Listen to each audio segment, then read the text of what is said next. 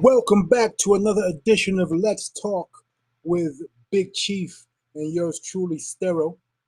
Want to say big respect to each and every one who has, subscribed, liked, and shared the channel. To all our faithful and loyal supporters, you guys are the real MVPs. Want to say enough respect every time. And yeah, man. Today we're gonna get into the whole Israeli and Iran conflict, and will the peace accord that has been reached hmm maintain? Yeah. So, what say you, Chief? All right. Thank you, everyone, for tuning in. We always appreciate your support. Don't forget to like, subscribe, and share. Today, we'll be discussing whether or not the peace, how you say, ceasefire between Israel and Iran, will it hold, or will someone else shoot a bomb over to each of their respective country to start it back up? So, just a little background with regards to what transpired in the past that led up to this. So, in effect, there was a deal that was reached with the Iran nuclear deal back in 2015. And this was between the Obama administration and the Iranian government. This deal was to prevent the Iranian regime from acquiring nuclear weapons. Well, the spent shell that is left over from utilizing nuclear energy, and in which that spent shell could be used for weapons grade bomb. So this was in 2015. The deal was signed to reduce the sanction that was put against Iran for pursuing a potential nuclear bomb, right? Now, when Trump came into office in 20, I believe, 18, 18. yeah, right? He he canceled out the deal and said it's the worst deal ever. Worst deal. Obama basically gave away everything to the Iranian is one sided. And as usual, Trump, anything that Obama did, Trump basically tried to cancel out everything he did, right? In usual Now, Trump fashion. yeah, that's true. For whatever reason, all the laws that was passed and executive orders, he just reversed them, right? Now, basically, with this war, this conflict that just took place, um, when the deal was canceled out, there was no, how you say, review. There was no inspection that was done by the United Nations Atomic Energy Administration or Department. So within that time period, like Israel grew very wary because they were not under any deals for them to, how you say, review or inspect the facilities to see if they have effectively created any nuclear bombs. So, but Mossad, they're very astute when it comes to espionage and turning people. So that's what they did. They were able to infiltrate um, the Iranian regime. In addition to, they said the inner circle of the Ayatollah, and they were able to gather information. Hence the reason why they were able to strike, because they felt like they were um, Iran was in the midst of developing the bomb. Now they struck when the deal was on the table, or Trump was negotiating the deal, and they struck the day before the deal was supposed to either be signed or negotiated or what have you. You know, it's crazy, really crazy. So So, it was a surprise this, attack. this conflict began when? The 13th of June, 2025? Correct, That correct. was about what, 2 weeks ago? Just about. And, It was a surprise attack that was launched. and both sides had casualties. Yeah. So in other words, it was a surprise attack in which Israel actually. from what was reported, the Israeli Mossad and intelligence, they were able to infiltrate Iran from before, and they brought in like missiles and weaponry, and they were able to effectively eliminate some of these missile sites. Right? Now, I heard on a news outlet that there Hmm. was information contrary to that, because Trump was on record saying that, you know, the attempts to neutralize these particular areas was successful, only to find out that they weren't as successful as he claimed they were. And Hmm. those are individuals on his side that are saying that. Yeah. So is this information controvertible? I mean, is it up for debate? I mean, what's really going on here? Well, it's left up for the debate because there's no one there on either side, meaning the Israeli or American side, to effectively inspect the underground facilities, right? To Hmm. see whether or not the equipment was damaged or if it is salvageable. Big word. uh, Salvageable? yes, Okay, yeah, okay. and if any semi-damaged equipment they're able to use or refurbish or whatever, But in any case, this war per se, it was kicked off by the assassination of some of Iran's prominent, when I say prominent military leaders like generals and so forth, in addition to politicians, they the Mossad was able to trick um, the Iranian elite into a meeting, right? And with this meeting, they were able to fire a bomb at the facility where they were meeting and basically eliminate quite a bit of them, like just like that. And they were also able to destroy some of the missile sites, anti aircraft missiles and so forth, and also ballistic missile sites. So they were able to take those out. Now, in terms of the the so-called nuclear facilities that was hit, it was three of them, right? So it Yes. was the nuclear plants were Fordo, Natanz, and I think it was Isfahan. Right, so they struck those sites, and the United States government used the bunker buster bombs. Okay. Right.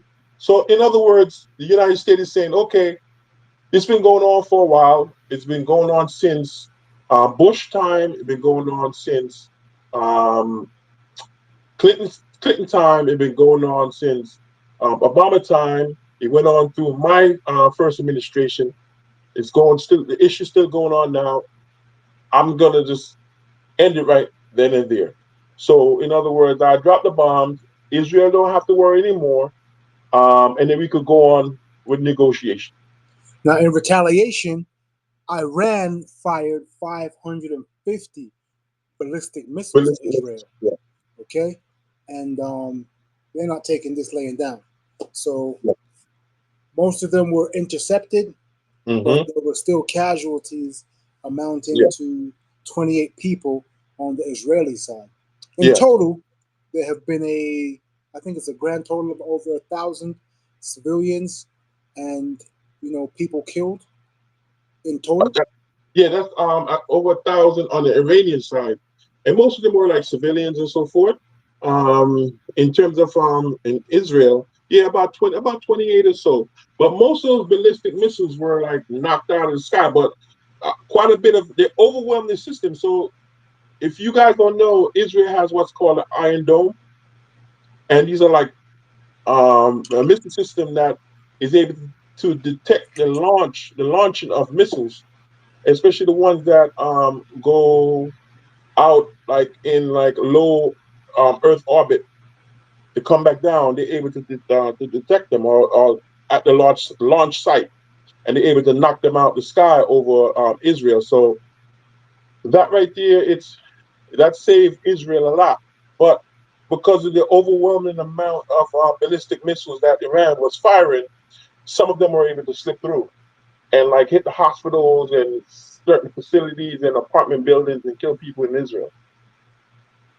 You know. So things seem to be calm for the moment. Hmm.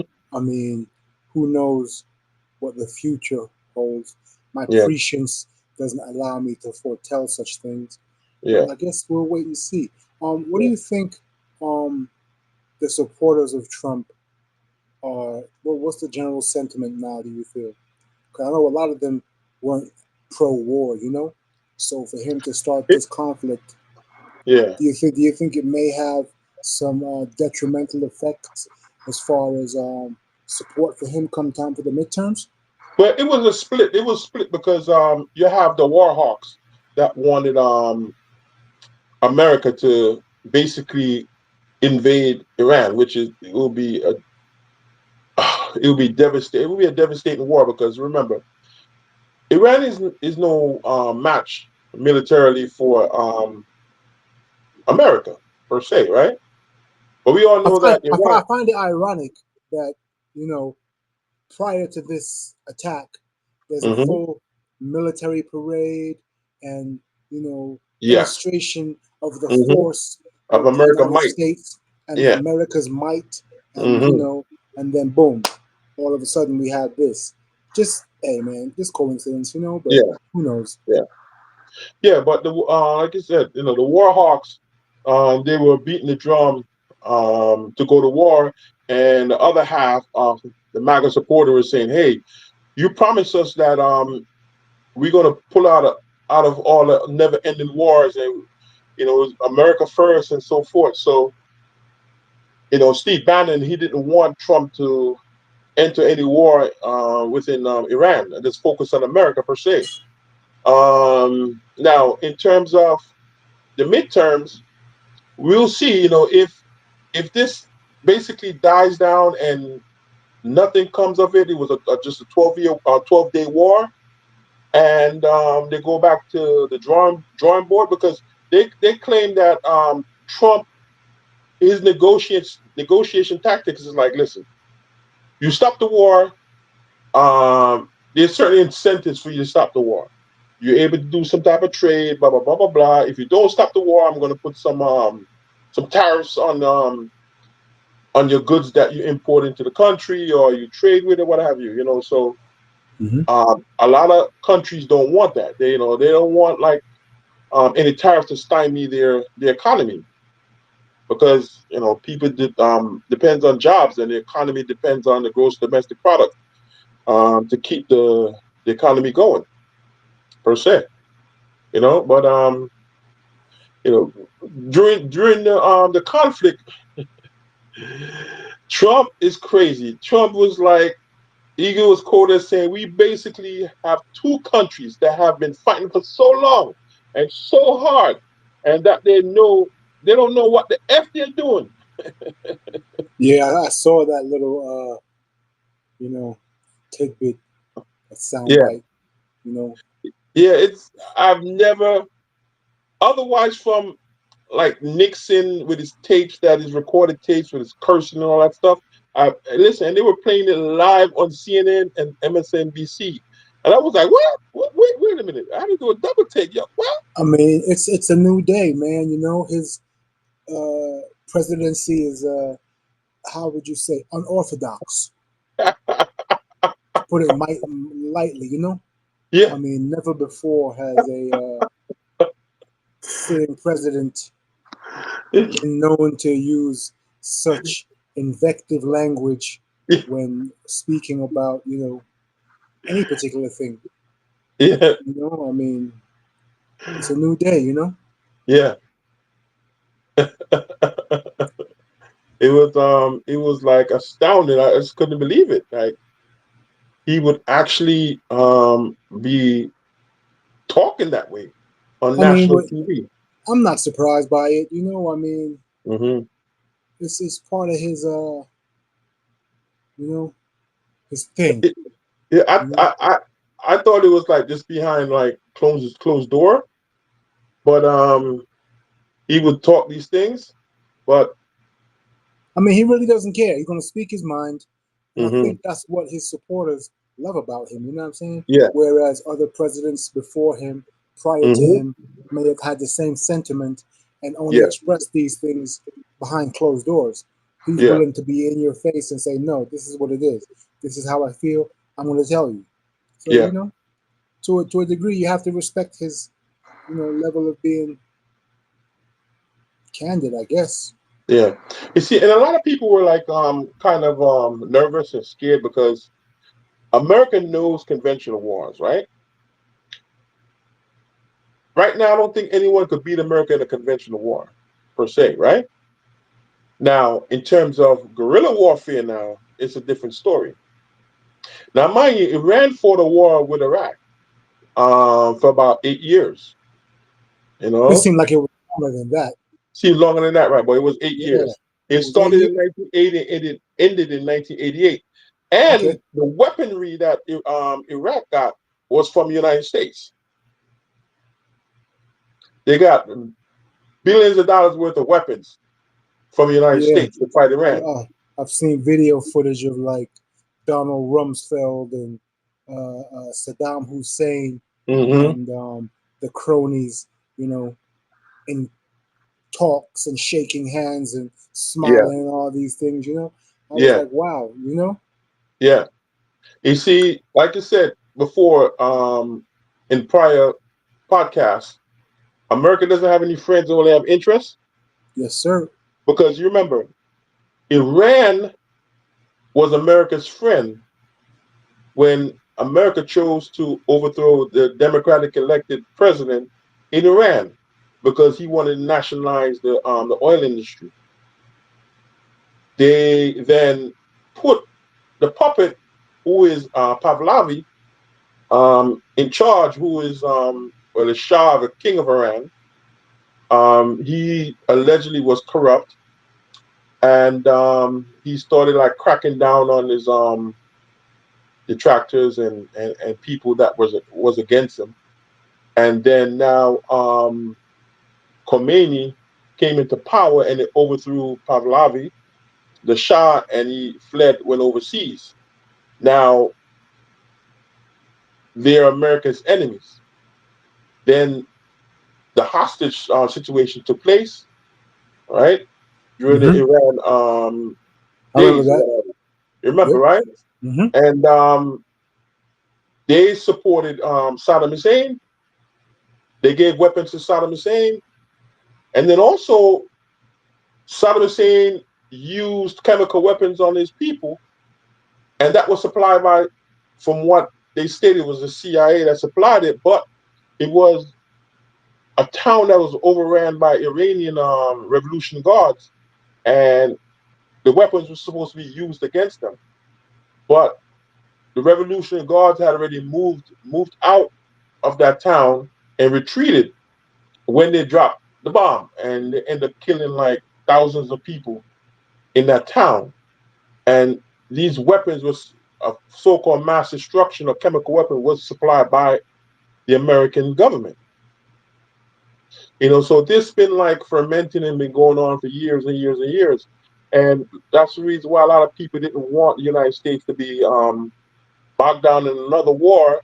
And it probably more than likely be guerrilla warfare because, Iran has a lot of proxies overseas, whether it is in Turkey or whether it is in Europe and the Middle East and so forth. So, and then, America, a lot of American tourists, they go worldwide, nationwide, and they travel, right?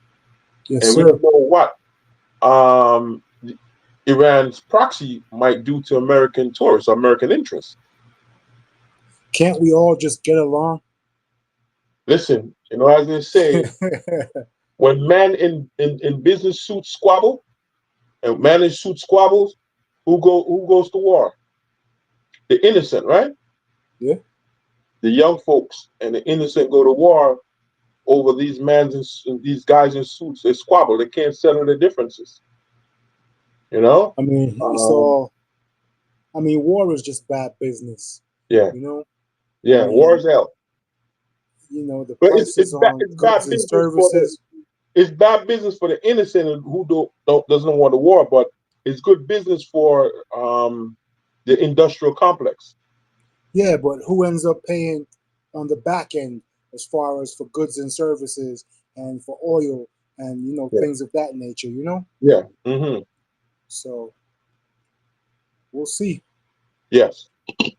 It's really sad, but it's good that the bombing has ceased so far, and like Leatherhead is has prevailed so far, and hopefully there's no more bombs that is dropped, and they don't break this treaty, and see where we go from there.